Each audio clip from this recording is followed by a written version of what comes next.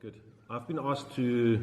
There was not initially in the lineup, but they were asked me to talk about the Unwooded Chardonnay, which is way back when we started making it. Was actually the reason why we started making it because the trade asked for something unwooded, because at that stage, I'm talking about probably 18 years ago now, was looking for something not too wooded because everything was wooded. And this whole thing was born out of that. So unwooded style was something that we've created to have in the market for people that love Chardonnay, but they didn't want the overly oaked wines. So since then, I mean, unwooded Chardonnay has grown.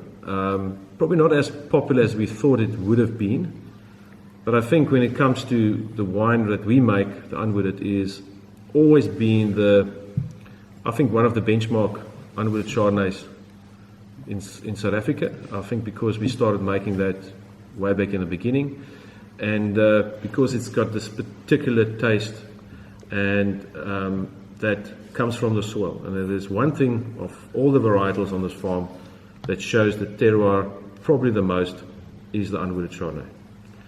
And for me, an enjoyable wine, a really food wine, even if it's fresh. It doesn't need to age and be heavy. It's beautiful acid. It's got all that citrusy kind of red, yellow fruit kind of characters that comes through.